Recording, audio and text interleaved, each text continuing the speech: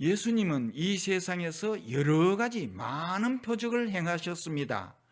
예를 들면 물로 포도주를 만드시고 많은 물고기를 잡게 하시고 오병이어의 표적과 성남 파도를 잔잔하게 하시는 표적을 행하셨습니다. 그러나 병든 사람을 고치시고 장애인을 고치신 표적이 거의 대부분을 차지합니다.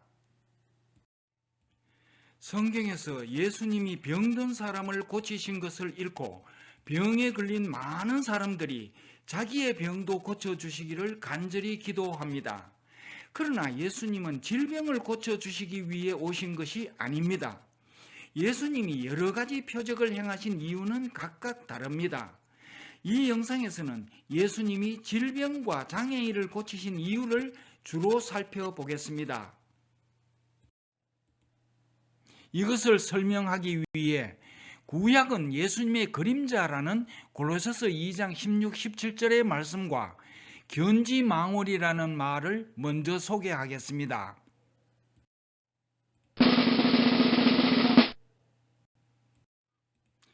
골로새서 2장 16, 17절 그러므로 먹고 마시는 것과 절기나 월삭이나 안식일을 인하여 누구든지 너희를 편론하지 못하게 하라.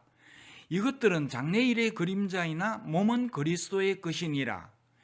골로새서 2장 16, 17절에 의하면 구약 성경은 예수님의 그림자입니다.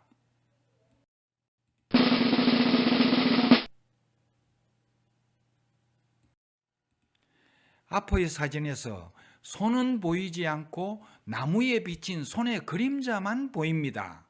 구약 성경은 이와 같은 모습입니다. 그리스도는 보이지 않고 그리스도의 그림자만 보입니다. 때로는 생명나무의 과실로, 가나안 복지로, 제사장으로, 다윗이 골리앗에게 던진 조약돌로 등장합니다. 그래서 유대인들은 아무리 성경을 읽어도 그리스도의 진짜 모습을 알 수 없었습니다. 오랜 세월 동안 그리스도의 진짜 모습은 유대인들에게는 비밀이었습니다. 예수님이 오셔서 그리스도라는 사실이 드러나자 예수님을 믿는 사람들에게 이 비밀이 풀렸습니다. 골로새서 1장 26절 이 비밀은 만세와 만대로부터 오므로 감추었던 것인데 이제는 그의 성도들에게 나타났고, 골로새서 1장 27절 이 비밀은 너희 안에 계신 그리스도시니. 이제 예수님을 믿는 성도들은 깨달았습니다. 생명나무의 과실은 예수님 안에 있는 영생을 묘사하고 가나안 복지는 예수님 안에서 누리는 평안과 풍요를 묘사하고 제사장은 죄 문제를 해결해 주시는 예수님을 묘사하고 다윗이 골리앗에게 던진 조약돌은 사망 권세를 무너뜨리는 산돌이신 예수님을 묘사하는 그림자라는 것을 깨달았습니다.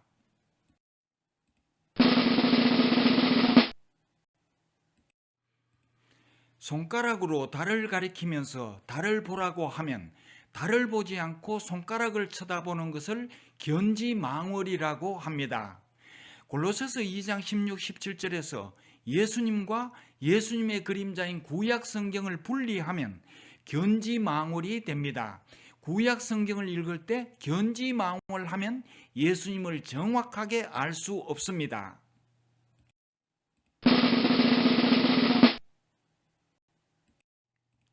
하나님과 사람이 서로 교제하며 서로 사랑하기 위해 하나님은 사람을 하나님의 형상으로 창조하셨습니다. 하나님과 교제하며 서로 사랑하는 사람이 정상적인 사람입니다. 그러나 사람이 하나님께 가까이 갈 수 없으면 하나님과 사람이 서로 교제할 수 없고 서로 사랑할 수 없으므로 사람을 창조하신 목적을 이룰 수 없습니다. 그런 사람은 비정상적인 사람입니다. 구약 성경에서 하나님께 가까이 갈 수 없는 비정상적인 사람은 병든 사람이나 육신에 흠이 있는 신체 장애인이었습니다. 예를 들면 레위기 13장 3절에서 문둥병자를 부정하다고 했고, 레위기 22장 3절에서 부정한 사람은 하나님께 가까이 갈 수 없었습니다. 그리고 레위기 21장 16, 20절에서 소경, 절뚝발이, 곱사 등 난장이와 같이 육신의 흠이 있는 사람은 하나님께 가까이 갈 수 없었습니다. 신약 성경에서 하나님께 가까이 갈 수 없는 비정상적인 사람은 죄인입니다. 예를 들면 로마서 3장 23절에 이렇게 기록되어 있습니다. 모든 사람이 죄를 범하였음에 하나님의 영광에 이르지 못하더니. 그러므로 구약 성경의 병든 사람이나 신체 장애인은 신약 성경의 죄인을 묘사하는 그림자였고 또한 죄인을 가리키는 손가락이었습니다. 구약 성경의 병든 사람이나 신체 장애인을 신약 성경의 죄인과 연결시키지 못하면 견지망울이 됩니다.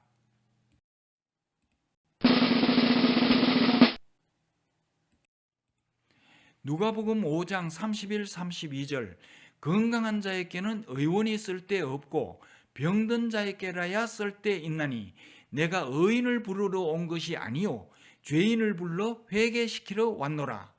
예수님은 구약 시대에 하나님과 교제할 수 없는 병든 자들을 고치시면서 병든 자에게는 의원이 필요하고 죄인에게는 내가 필요하다라고 말씀하셨습니다.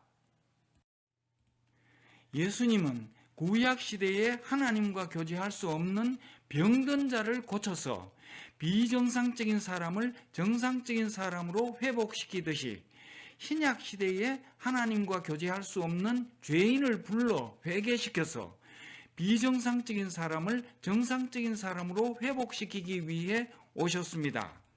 예수님은 질병을 고치기 위해 오신 것이 절대 아닙니다.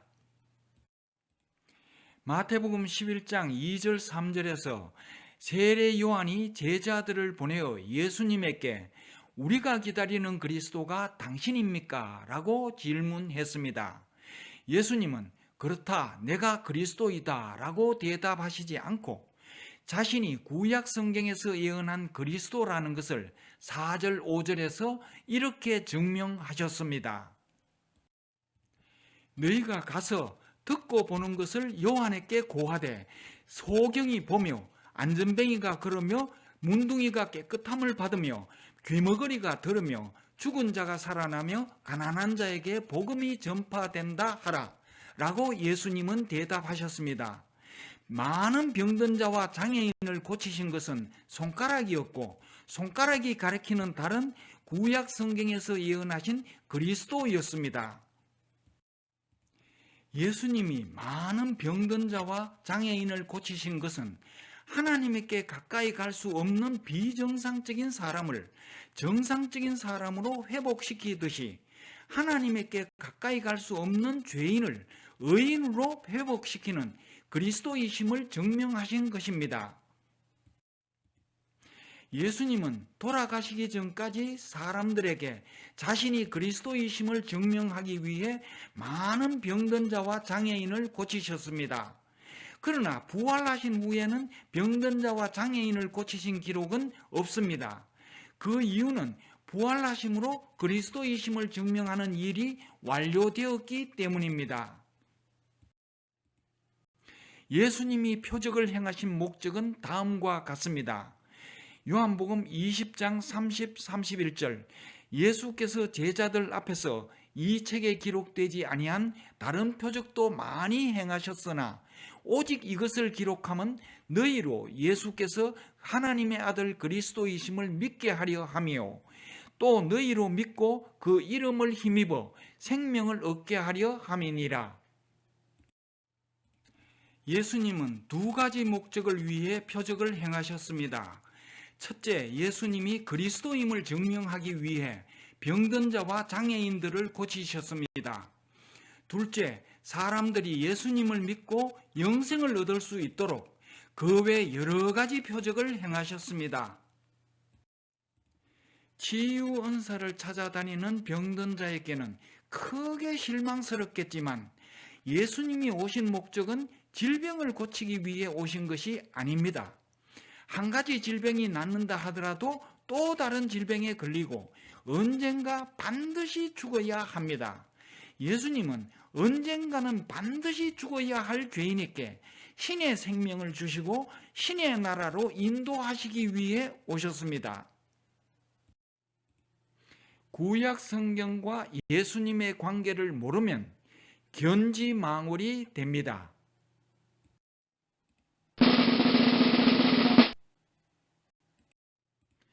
사람들은 자기가 보고 싶은 것만 눈에 보인다고 합니다. 병든 사람들이 성경을 보면 예수님이 질병을 고치시는 표적이 기적으로 보이고 마가복음 16장 17, 18절의 표적이 기적으로 보입니다. 그래서 예수님의 기적을 원하면서 자기의 병도 고쳐달라고 기도하고 기도원을 찾아가고 치유의 은사를 찾아다닙니다. 그러나 예수님은 기적을 행하지 않고 표적을 행하셨습니다. 기적과 표적은 전혀 다릅니다. 상상을 초월하여 사람들을 놀라게 하기만 하면 기적입니다. 예를 들면 사람들을 놀라게 하기 위해 어떤 마술사가 주문을 외우자 돼지가 개로 변하면 그것은 기적입니다. 그것을 보고 사람들이 깜짝 놀라면 그 마술사의 목적은 성공한 것입니다. 그러나 표적은 상상을 초월하여 사람들을 놀라게도 하지만 무엇을 상징하거나 무엇을 증명하는 표시가 됩니다. 사람들이 놀라기만 하면 그것은 단순한 기적이지만 예수님이 병든 사람을 고치신 것은 표적입니다. 예수님이 병든 사람을 고치신 것은 병든 사람을 위한 것도 아니고 사람들을 깜짝 놀라게 하기 위한 것도 아닙니다. 예수님이 병든 사람을 고치신 목적은 자신이 그리스도라는 것을 증명하는 것이었습니다. 그러므로 예수님이 병든 사람을 고치신 것을 보고 사람들이 놀라기만 하면 예수님의 표적은 실패한 것이고 예수님이 병든 사람을 고치신 것을 보고 사람들이 예수님을 그리스도라고 인정하면 예수님의 표적은 성공한 것입니다. 마가복음 16장 17, 18절에서 믿는 사람이 병든 사람을 고친 것도 병든 사람을 위한 것도 아니고 사람들을 놀라게 하기 위한 것도 아닙니다.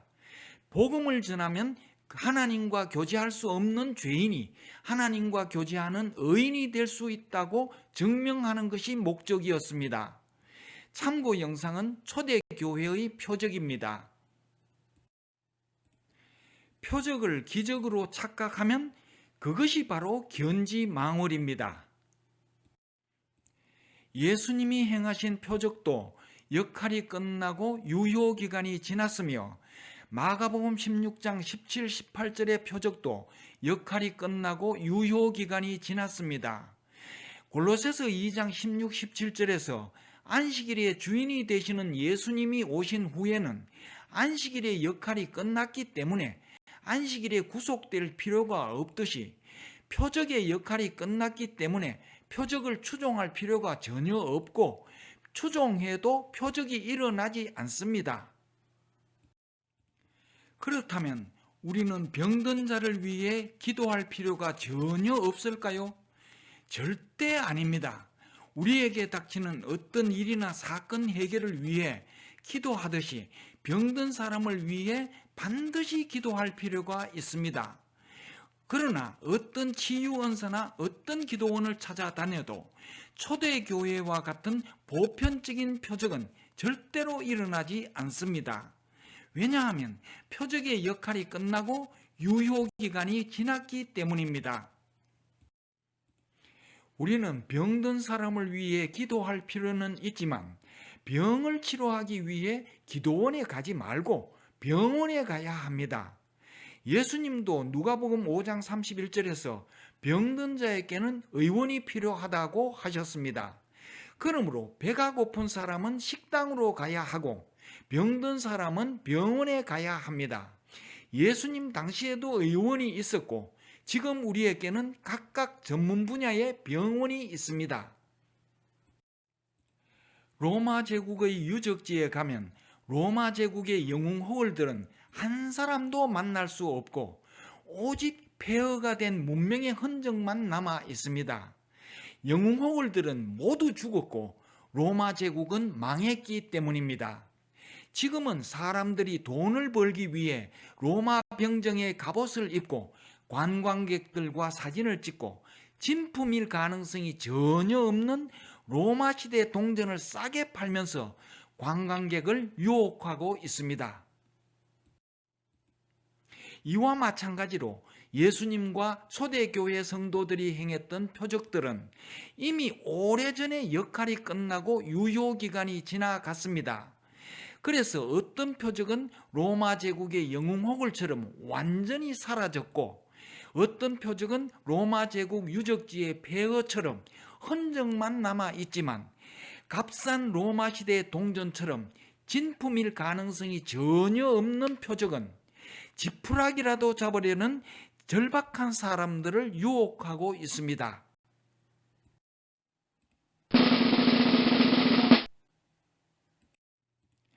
예수님은 자신이 그리스도임을 증명하기 위해 행하신 표적 외에 사람들이 영생을 얻도록 다른 표적도 행하셨습니다.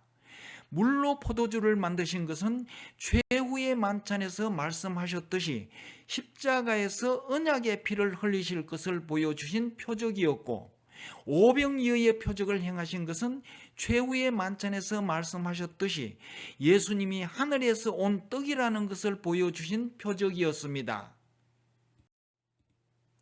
누가복음 5장에서 많은 물고기를 잡게 하신 것은 마태복음 4장 19절에서 사람을 낚는 어부가 되라는 표적이었습니다.